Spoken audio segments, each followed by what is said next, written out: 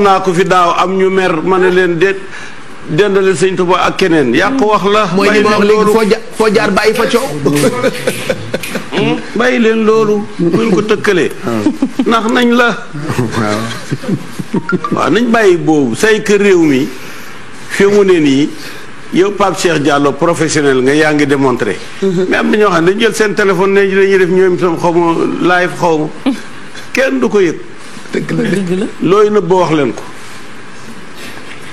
réew mi dañoo war a bàyyi yooyu. man Khalifa Niass sama baay ñaar rek la daan waxal ci Sénégal. sëñ Bamba ak El Hadj Malick. waxut ak keneen. waaye xanaa kon boo jëlee li xale bi mbegg di wax ay xur da bëgg yooyu wax dëgg yàlla nag wax ak doomi Khalifa Niass wàcc na leen nag. dëgg na. waaw. ndax Khalifa Niass sama jàngal nag te moom rek moo doyoon sëñ Tuubaa bu ñu koy bu ñëwee njaareem mu dem wéet ak boromam bàyyee ku ñu doon jàng téere yi ne ko fi ñu yemoon rek nga wéy ak ñoom bu ma ñëwee fa nga yemoon ak rek ma continuer ak ñoom amaa ñi nag ñiy jàng li nga xam ne néewul ci téere nañ ma xaar bu ma del si waaw li ñuy jàng te néewul ci téere moom rek moo ko mën a wax danañ dellu si parce que waaw bésu tey bu ma déggati kenn di wax dara Gana Messere bu loolu na arrêté tey rawatina di ko jaaree ci santu Ñas déedéet bu mu amati de bàyyi leen jàmbur te it bu soobee yàlla kenn du ko mënal dara garanti parce que ñii wax ne ñoom tiijaan lañ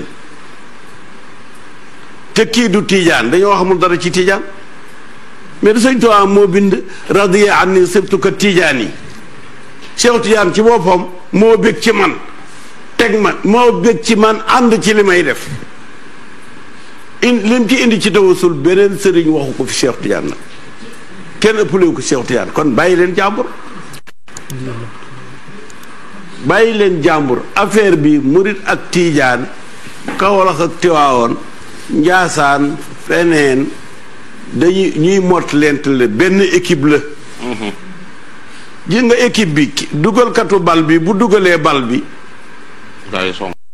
déedéet kuy njëkk a kontaan mooy góol bële moom mooy njëkk a tëb ñun ku dugal bal rek ñëpp kontaan nañ bal bi lislaam a koy dugal bu ko dalee ñëpp ay tàccu ñëpp ay bëgg waaye nekkul box boo xam ne tariixa bi ak tariixa bee la déedéet kër goo dem ku see ay aye ak toggam gu neex yaag ñi seen yaay ayul yéen ci yem dëgg la lekk gu neex ñi koy lekk ñëpp ñoo ko bokk ñun nag dootuñu nangu ñu jël diine ji di ko foyee jël ñu sell ñi di leen def ay mbëri làmb yoo xam ne dañ koy xuloo ko di woy sama sëriñ déedéet ku ci am sëriñ ñëpp ay sa sëriñ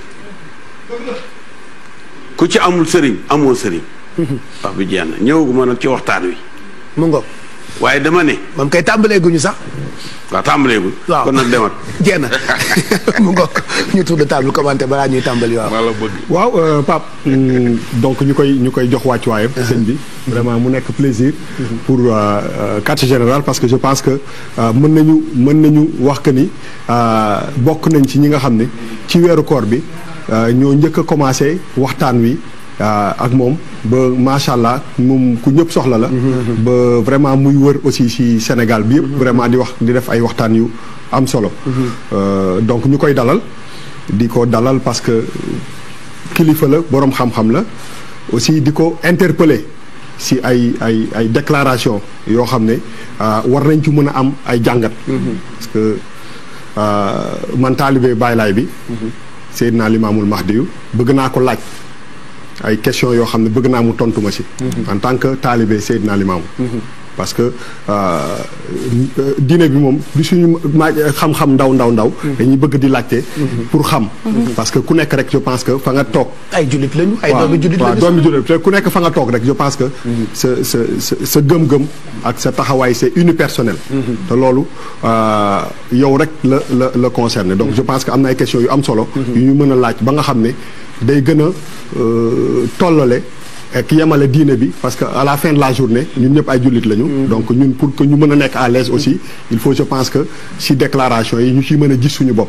si ñu gisul suñu bopp on est obligé ak responsabilité aussi poser ay questions yu am solo je pense que loolu moom mooy sama introduction en attendant ñuy dugg ci biir.